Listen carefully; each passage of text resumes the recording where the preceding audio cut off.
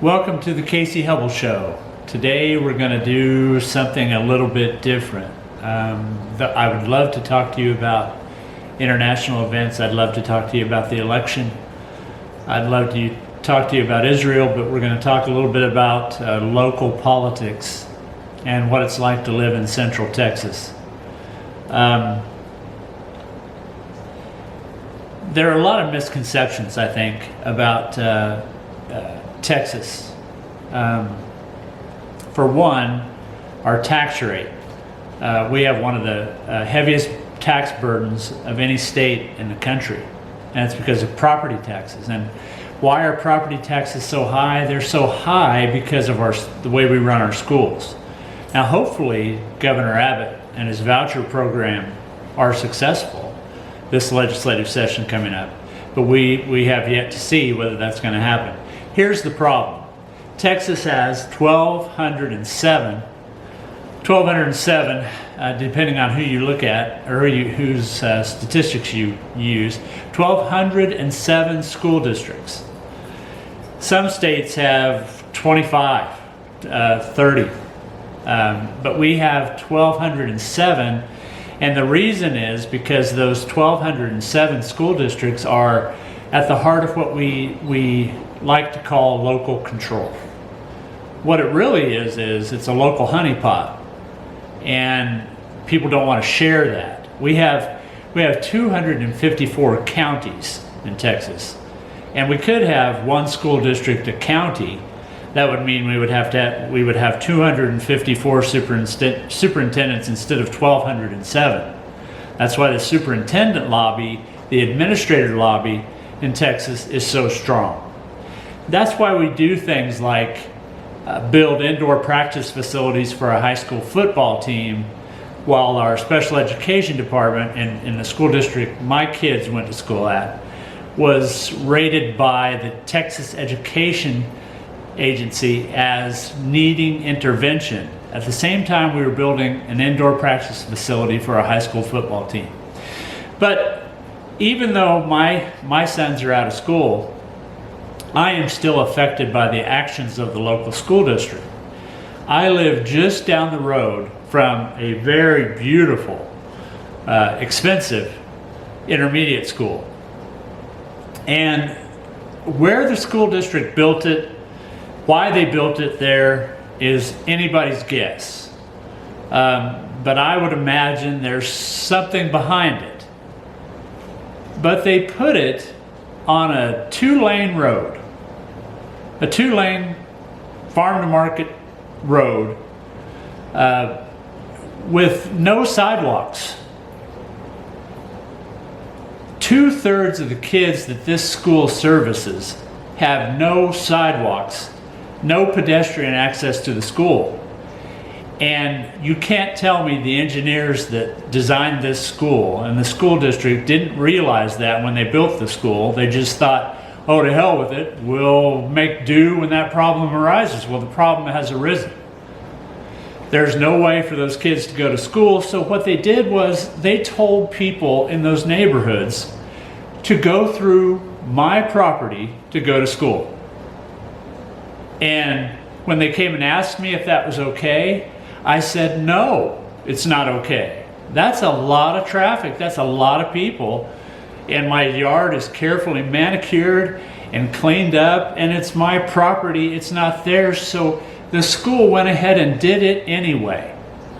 They told people to go through there, and I had golf carts, four-wheelers, hunting vehicles, bicycles, a caravan of pedestrian traffic, joggers, you name it, I had it going through my property.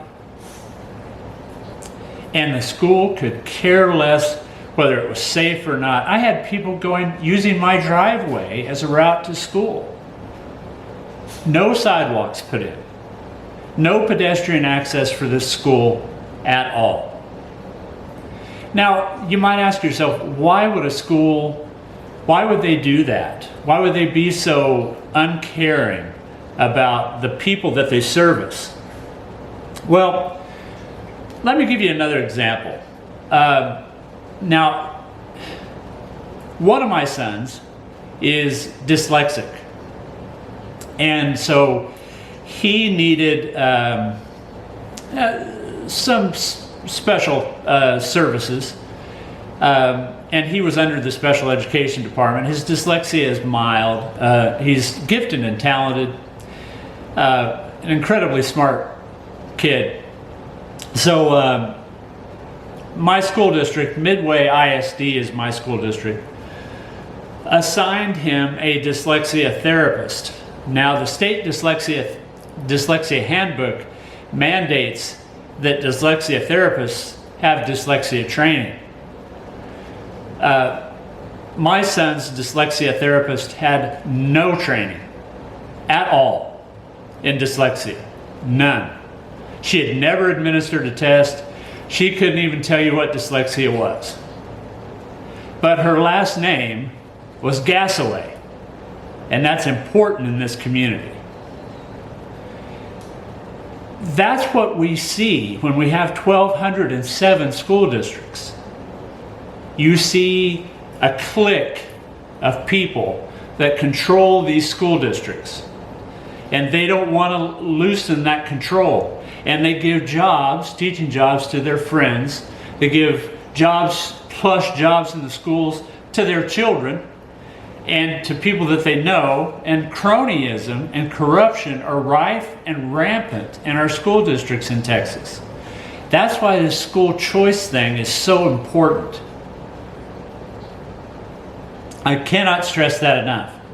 Now, I will tell you, I taught for years at a community college, and I taught dual credit classes at some schools that I thought were simply superb schools.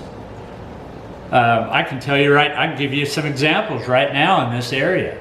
Mart was a fantastic school. Absolutely loved that school. And you can tell when you look at the Texas Education Agency report on schools, there's an equation they use. There's how much money do you spend of your school's budget inside the classroom versus outside the classroom. And when you see a school district like Mart spending the vast majority of its money inside the classroom and still having a great football team and a great athletic program, that is a well-run school. Because football is important in Texas. To some schools, it's more important than anything else, like Midway. So that brings us back to our particular situation. In order to regain control of our property, me and two other property owners in a cul-de-sac had to build a split rail fence to stop it. And you know what the school told the people in those neighborhoods? That their kids couldn't walk to school through our property anymore because of us. Not because they hadn't planned, not because they hadn't put in sidewalks, which they easily could have done instead of an indoor practice facility for a high school football team. Not because of that. No, it was because of the objections of the homeowners. So we became, all three of us back then, became pariahs in our neighborhood. That's how politics work in small towns, and this is Waco in Texas. So right now, they want to take that property and demolish it and totally redo it. And the reason they want to do that is they're doing it under the cover of drainage. But what they really want to do is demolish the fence, because they still don't want to pay for those sidewalks. Even though, and kids aren't going to be able to walk through that area. It's muddy. You sink up to your knees sometimes because it's a drainage easement. But it's my property, and it's private property. Kid, that's no fix. But what it's going to do is, hopefully for them, get rid of the fence. They don't want to put in sidewalks for these kids, which would make it much safer for them to go to school. where their parents could walk them to school, where they could ride their bicycles to school, maybe even a bike lane, widen the road and make a bike lane. They don't want to do that either, because the cheap thing to do is just to dredge out my property. And you know what the shame of it all is what we found out is the water that goes through there, that they dump through there, is contaminated with cow manure. That's right. The city of McGregor, which I share a border with just a few feet away by their airport, the city of McGregor has a huge agri field there. I don't know if it's privately owned or who owns it, so I'm not going to make that claim on this video. But it's a huge field fertilized with cow shit. And they have created a channel in that McGregor field that funnels all of that right into my property. When I mow the yard, and I had a city engineer one time say, your yard looks like a golf course out there. It does, because I take really good care of it. Because I feel it's my responsibility to my neighbors, for one thing. But when I mow the yard out there and it's a little wet, I can smell the cow manure. And you can also smell chemicals and pesticides that they funnel this into a residential area. And it's hundreds of thousands of gallons that flow into that area and out the other side into another agribusiness that's ran by a non-denominational church here. So you're getting all that poison, the cow manure, pesticides, all of that stuff is soaking into the ground where our water pipes are. I've seen kids playing in this poison. And I've reported it to the Environmental Protection Agency, 2 separate complaints. So if they keep running it through here, hopefully the federal government will intervene, because local government here won't. And do you know why? Because local government in this area has more higher priorities. We are 8th. We are 8th amongst Texas cities in crime rate. We're in the top 10 in crime rate. 3.9 violent crimes per 1,000 people of the population in this area. Yet we give $60 million plus to Baylor University, one of the richest private schools, which I'm an alum of, one of the richest private schools in the world. We gave $60 million of Waco taxpayer money to Baylor. Why? Well, usually when cities give an entity like that money, it's so that they'll stay. It's so that they have incentive to stay. A business, for instance. Baylor's not going anywhere. Baylor's not saying we're going to relocate to Dallas if we don't get this money. Baylor's got billions of dollars of infrastructure, especially 2 brand new stadiums for football and basketball invested in this community. They're not going to pick up and move those to Dallas. You have no reason to give them money except your clique that runs Waco wants to be part of things and wants to be included in what's going on at Baylor. And the last I checked, a very, very small minority of students that go to Baylor actually come from Waco. It's supposed to be, used to take great pride in serving this community. I don't know what's happened to that. They keep saying we're going to concentrate more on trying to get local students enrolled in Baylor. I hope that's true. I really do. As a Baylor alum, I hope that's true. I haven't seen it yet. Well, let's go back to this drainage issue. We know we build football temples. We build indoor practice facilities for a high school football team. We give millions and millions of dollars away to people like Baylor, but we won't put in adequate drainage to where we don't have to try and steal someone's property. you should see how utterly disgusting the drainage is in this area.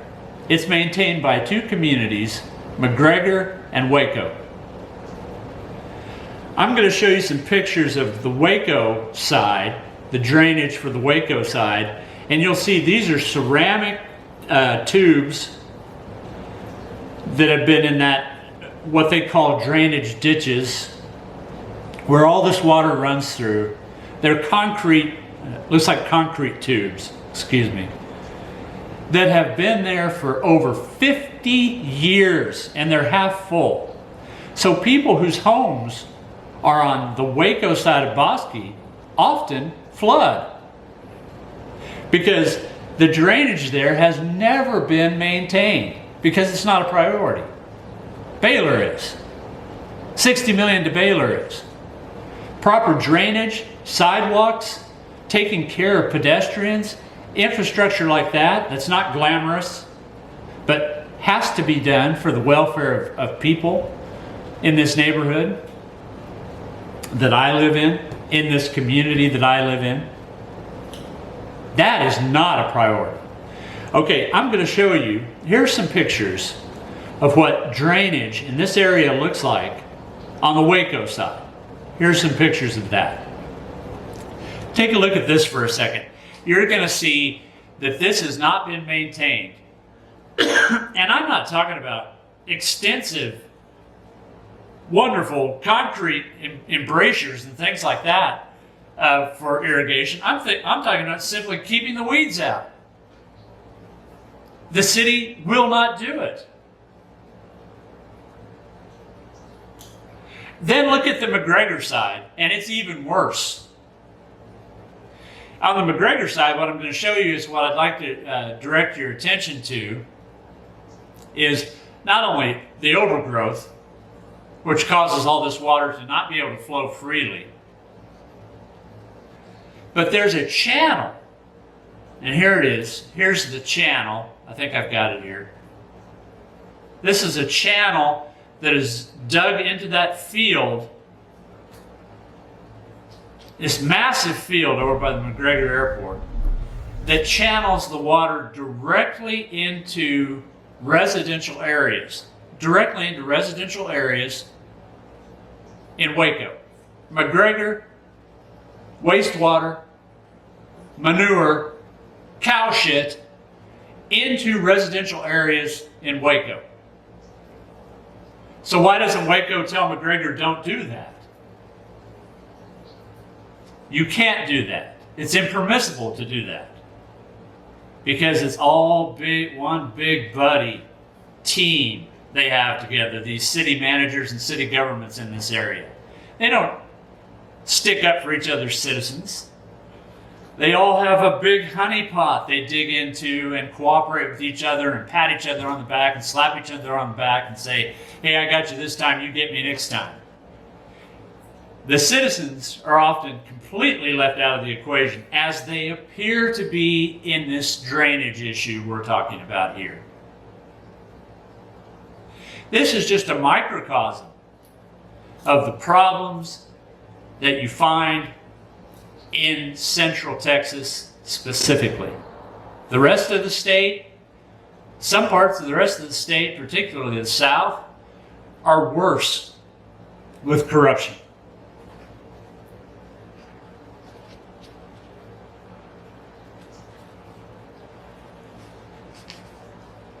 So what is the answer?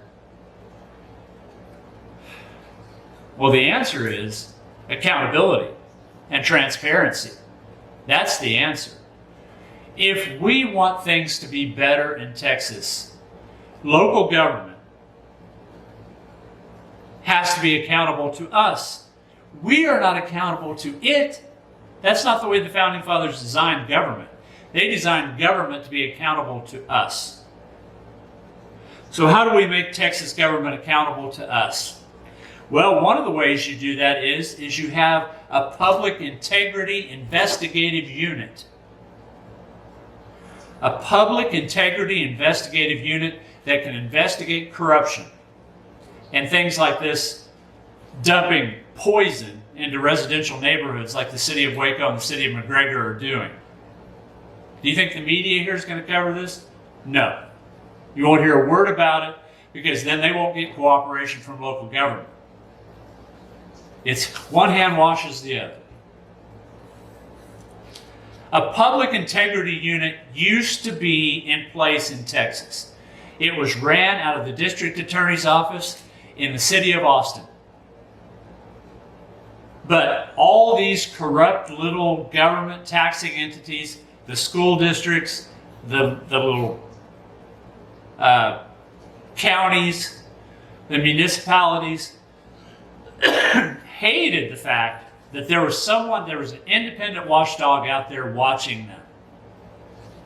The Public Integrity Unit.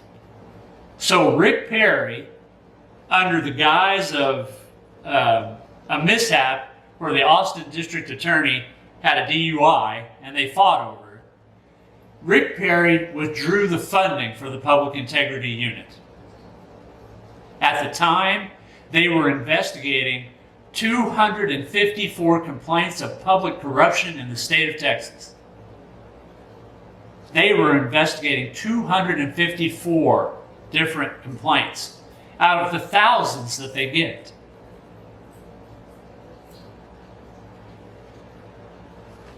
When the Public Integrity Unit the funding was taken away, it was line itemed out by Rick Perry. And nobody in the legislature rushed to restore the funding because all their districts had complaints that we're under investigation for this, we're under investigation for that. Well, they should have been, and they deserved it. When that funding was taken away, the responsibility to investigate public corruption was given to the Texas Rangers. No, not the baseball team. You know who I'm talking about, the Texas Rangers, our elite of the elite criminal investigative unit in Texas. Do you know how many cases they're investigating now? A couple of dozen. And I'm not going to disparage the Texas Rangers because I don't want my door broken down tomorrow morning. And I have no reason to disparage the Texas Rangers. They are the elite of the elite, but they're not equipped, they're not trained, and they're not disposed to investigate local government. They're a part of local government. There's a ranger station all over Texas, and they usually work very closely with local government. They're not independent of local government.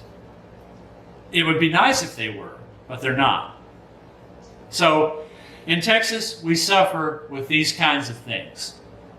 And let me leave you with one more word about all this. I've left you with a lot to digest today. And after this, I so hope to get back to international relations and the things I truly love, and the military. And I'm reading Pete Hegseth's book, The War on Warriors. It's great. I hope to get back to that. But all I want as a veteran, as a disabled veteran, is to live in peace and not to be afraid that there's going to be bulldozers in my backyard tomorrow. And I don't think that's a whole lot to ask. This is a great state that we live in. Texas is, I can't imagine anywhere else I would want to live. But we have some major problems that aren't talked about, that are glossed over, that need to be brought to the light of day. I think we have the best governor in the country. But the governor of the state of Texas, his office is designed structurally to be weak. There's only so much he can do. This school choice thing is a good start. Anything that'll take some of the power away from these corrupt little school districts. And we've got some right up the road from where I'm at. that have put my family through a living nightmare.